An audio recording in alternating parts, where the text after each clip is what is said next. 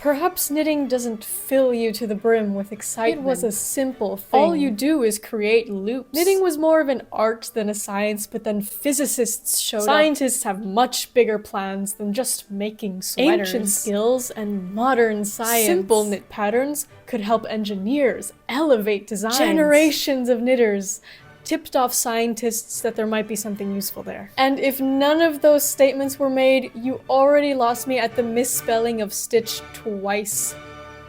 I am so criminally late to the party, and I don't mean to kick up the dust, but I just had to add my 2 cents about this whole Hank Green SciShow knitting video situation. If you've been knitting under a rock, Hank Green is kind of a jack of all trades. He's an author, a science communicator, a YouTuber, and he's the main face of SciShow, a huge YouTube channel that makes layman educational videos on scientific phenomena. About a month ago, SciShow released a video titled "Physicists Don't Understand Why Knitting Works." In this video, Hank essentially explains that physicists are recently beginning to explore the cogs and gears of knitting, what the stitches are, how they make the textile bend and warp, and how it can be used for things other than making wearable garments. Unfortunately, it did not fly well with the knitting community, as people were criticizing it for not only having information that was straight up untrue. One of the oldest knit objects in the world is a sock that's about 800 years old. Hank, are you talking about the null-bound socks from Egypt from around the 3rd to 5th century? Those aren't knitted.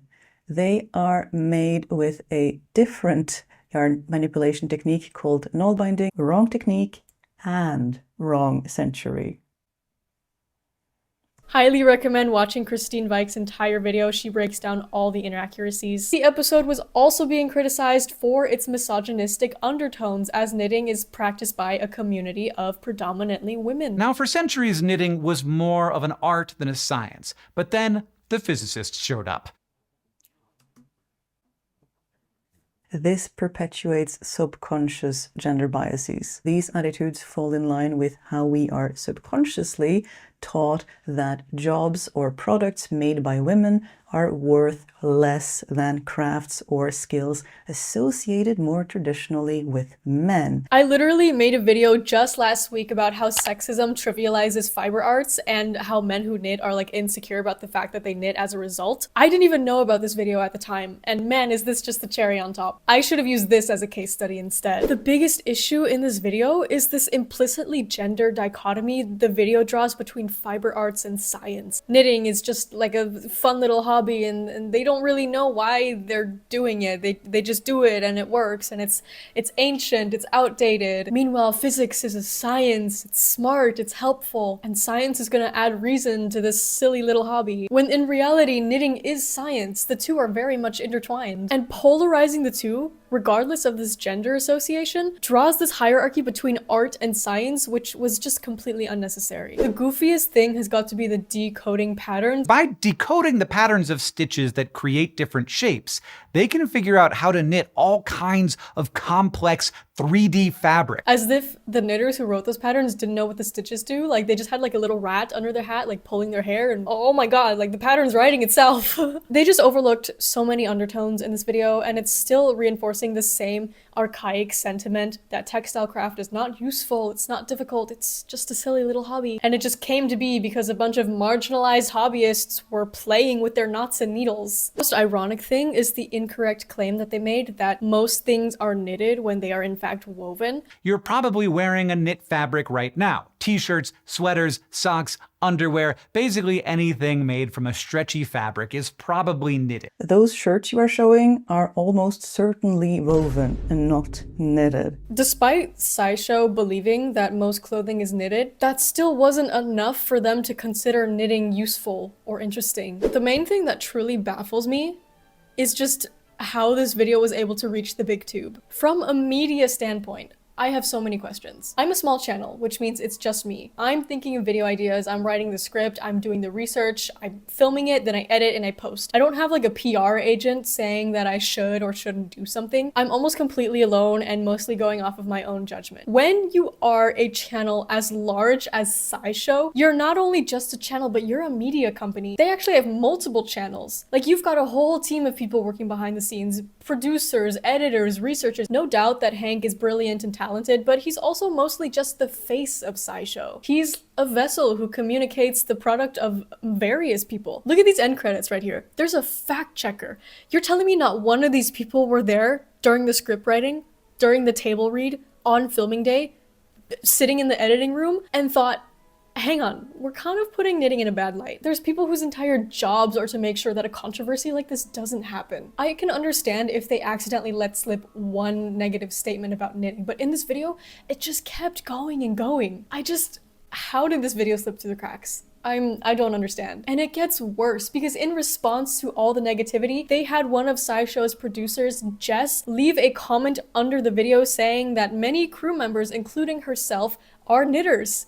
Which is just digging themselves deeper, because how? How do you have people in the knitting community working for you and a video like this still gets approved? I am getting complaints that I'm being way too woke on this channel. Like, people are like, Lucy, this is a crochet channel. Why are you talking about gender politics? Crochet should be fun and relaxing. But see, this is what happens.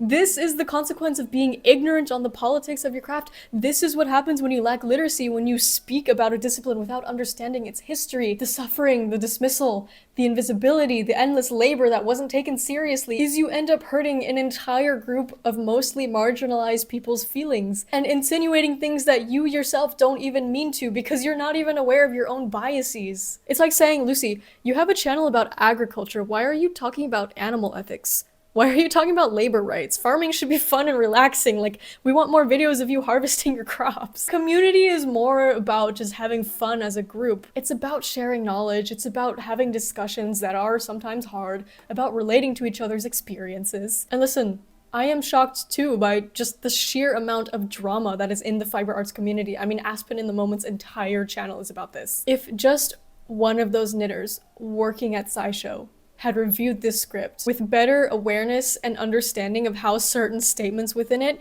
align with a long-standing, exhausting, and unfair rhetoric about knitting as a discipline, maybe poor Jess wouldn't be sitting in the studio late at night working overtime drafting up that statement to put in the comment section. So Jess writes that the video is kind of a trial because they weren't sure if knitting as a topic would land with their audience.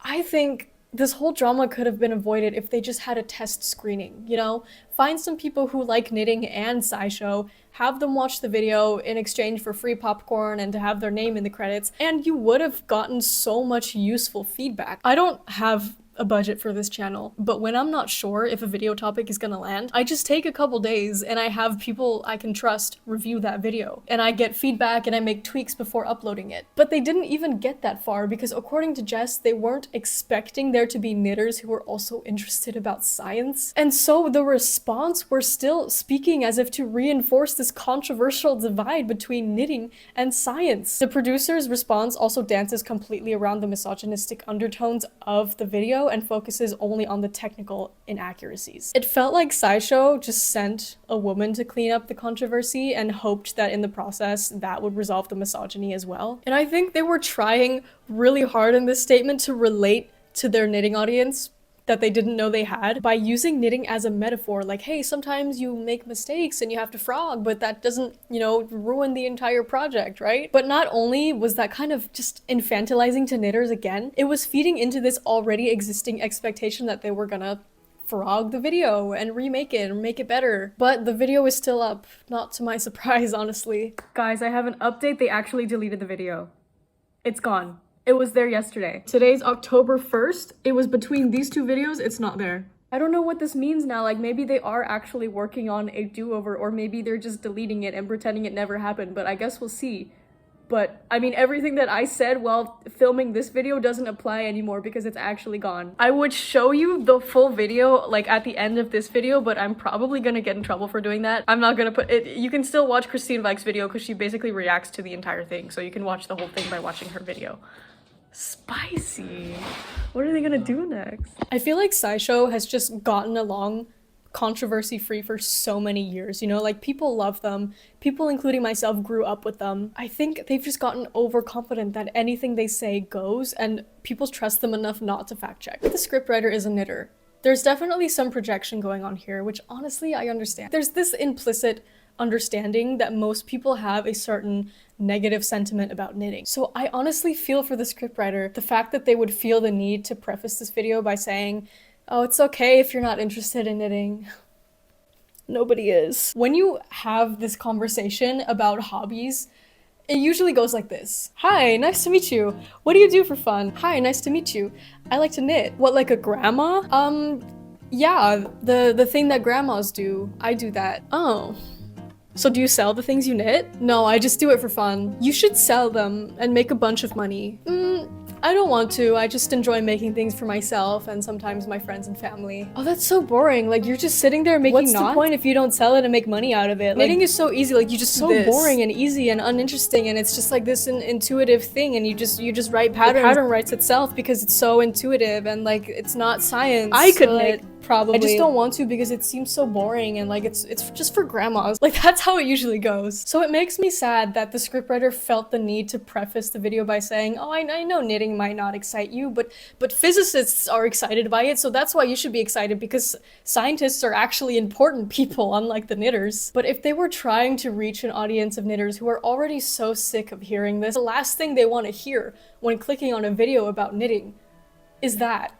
Especially when the video seems to be about the ingenuity of knitting. Like, how are we supposed to break out of the stigma when everyone's scared of knitting, including the knitters? There's this kind of parasocial relationship that the audience has with Hank. Like, you know, he's our science dad. When people make claims on a TikTok video, for instance, commenters will just non-stop tag Hank, and then they won't believe that claim until Hank himself says that it's true. So to hear him, in particular, dismiss knitting as something so unscientific and boring was especially shocking and hurtful. Learning that Hank, too, can be wrong is a huge paradigm shift for some people. And it makes me wonder just how many other videos were inaccurate and actually harming the community that they were trying to appeal to. I think the knitting community in particular is very outspoken on the internet, and I love y'all for that. I think this whole drama was so necessary because it demonstrates just how frustrated, just how outspoken we are. Like, we're not submissive grannies and housewives sitting at home. Like, when people say something bad about our craft, we are gonna fight back. And it shows just how long-standing and unnecessary this stigma is. People are saying, whoa, the knitters are really angry, like it's not that deep. But imagine how tired we are.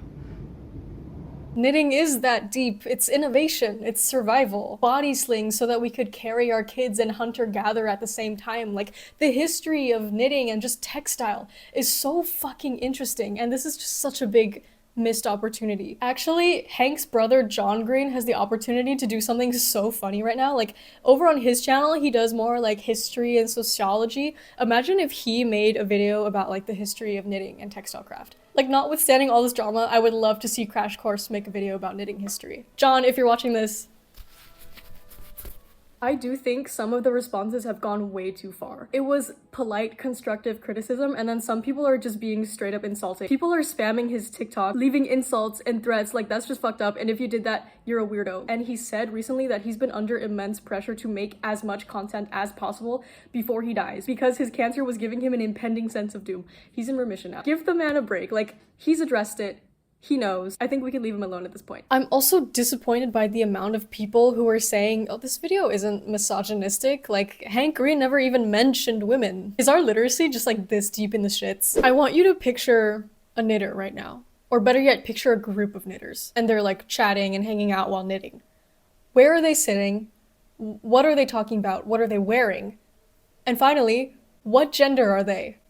Exactly. You don't have to explicitly say woman bad in order to be misogynistic. This reminds me of a guy I went to high school with. He once said, I've never referred to women as objects, therefore I don't objectify women. But then he would always walk around like just leaking girls' pictures and talking only about their bodies.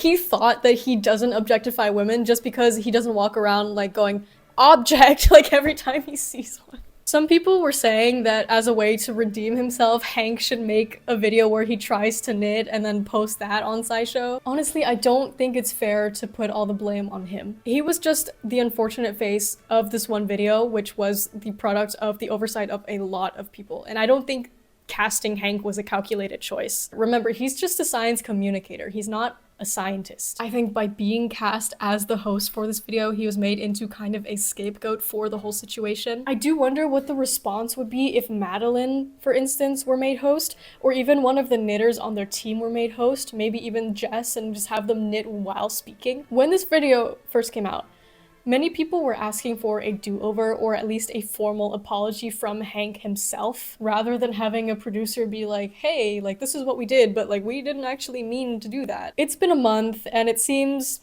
that there's no further word from SciShow. I repeat, the video is actually gone. Don't listen to the video Lucy from 2 days ago. So either the video is deleted and that's that, or they're actually working on a new one, which honestly I don't expect them to, and I wouldn't be mad if they didn't. And in the meantime, they continue to crank out videos on a daily basis, so it seems that the channel has just moved on from this whole fiasco. It seems they don't really know how to handle controversy.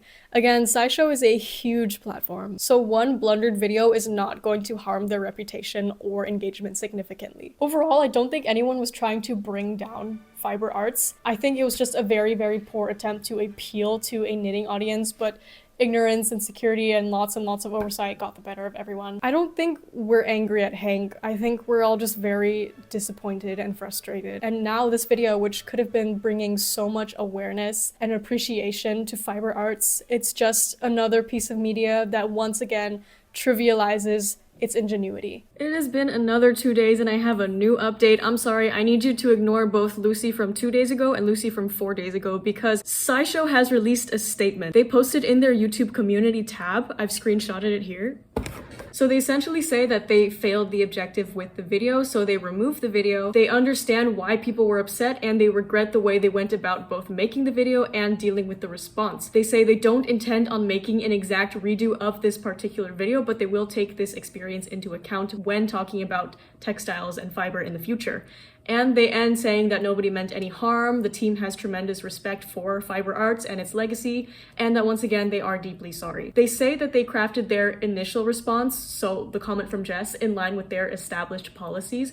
So this probably means that those policies will change, hopefully for the betterment of SciShow and its community. It seems that most of the comments are forgiving, so I reckon this is the last time they address this outside of any similar videos they make in the future. So it actually does seem that the situation has impacted SciShow substantially, and after some time they did end up handling the controversy very well and making amends with the knitting community. If this is your first time seeing this apology, let me know what you think about it, whether you forgive them or not and why. Now you may be wondering, Lucy, you're criticizing such a big channel for poor production and not being thorough or well-researched. Why should I watch your videos? Because you're way smaller as a channel, so like, what are your credentials?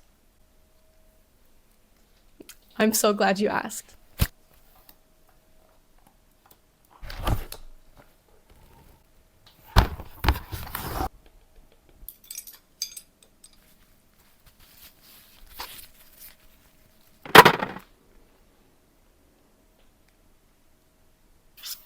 This is my win rate on League of Legends. Don't look at my ranks. I'm just kidding, guys. Who am I to say anything? Anyway, there's a glitch going on in my channel where only scientists can subscribe and not knitters. Thank you for watching this video. I will see you guys in the next video, which I promise is actually gonna be a fun vlog. Okay, bye-bye.